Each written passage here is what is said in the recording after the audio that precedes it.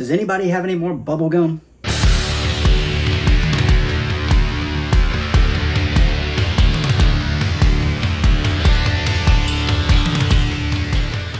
Welcome to WWH. My name is Andrew Dreamer. We have a fantastic show for you today. Make sure you stick around to the very end because you are not going to want to miss any of this. Whether it's wrestling or horror that you're looking for, we have something for you. Today we are looking at a really good film from my favorite director of all time, John Carpenter. That film is called They Live, and it stars Roddy Piper, once again mixing the two best things, professional wrestling and horror. Piper is actually the first wrestler to star in a big budget mainstream hit, and he wasn't afraid to let people know about that. Along with Piper, this film also stars Keith David as Piper's co-worker Frank, and it's also based on the 1963 short story 8 O'Clock in the Morning written by Ray Nelson.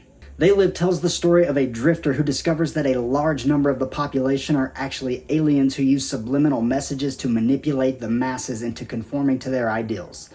Like I said, we have a great show for you today. So let's head to the ring and get this show started.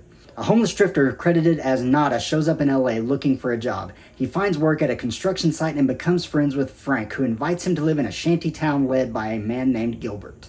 That night, a hacker takes over a TV broadcast and claims that there is a signal that enslaves the entire populace, and the only way to stop it is to shut off that signal at its source.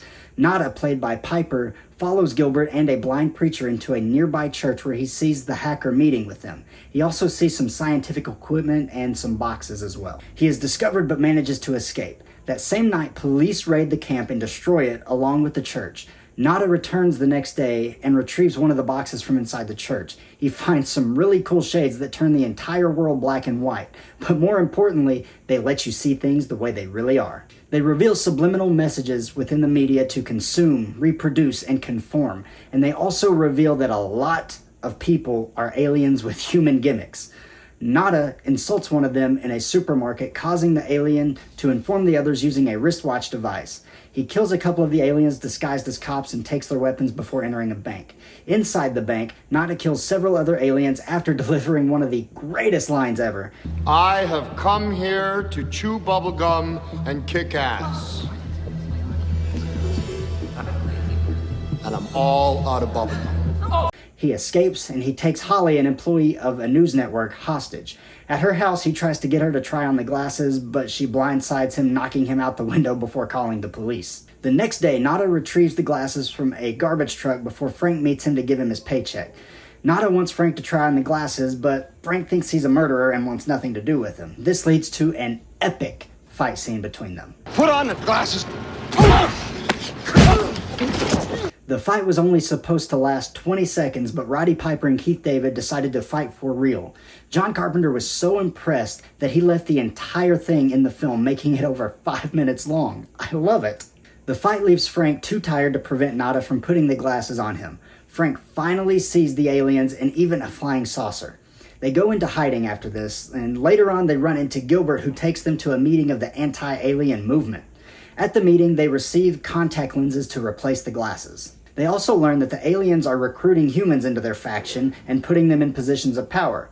Holly arrives and apologizes to Nada, but the police arrive again and kill the vast majority of the people there, and the few survivors scatter. Nada and Frank get cornered in an alley where they accidentally activate a portal with an alien wristwatch.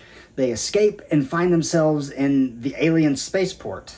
They find a meeting between aliens and human collaborators. They run into a former drifter who they briefly met earlier, who is now a collaborator. He takes them on a tour of the place, which leads them to the basement of the news network that is broadcasting the signal. Nada and Frank find Holly and begin fighting their way to the roof to stop the signal. Just before they get to the roof, Holly has the biggest heel turn of the decade and kills Frank. She has been a collaborator the entire time. Nada kills her and then destroys the transmitter. He is fatally wounded, though, by the aliens in a helicopter, and he flips them the bird as he dies. People around the world are now free from control, and they see the aliens hiding among them. And that is the movie. I love this film. But before we go any farther, let's take a quick commercial break, and we'll be right back with more action. If you're looking to save 20% off your order from Redcon One, look no further because I have the perfect deal for you. Use code AndrewDreamer right now at checkout to receive 20% off your entire order. That is a huge discount, and you can get some really cool things, whether it be supplements, clothing, protein, anything you could possibly want, Redcon One will have. So use code AndrewDreamer for 20% off right now.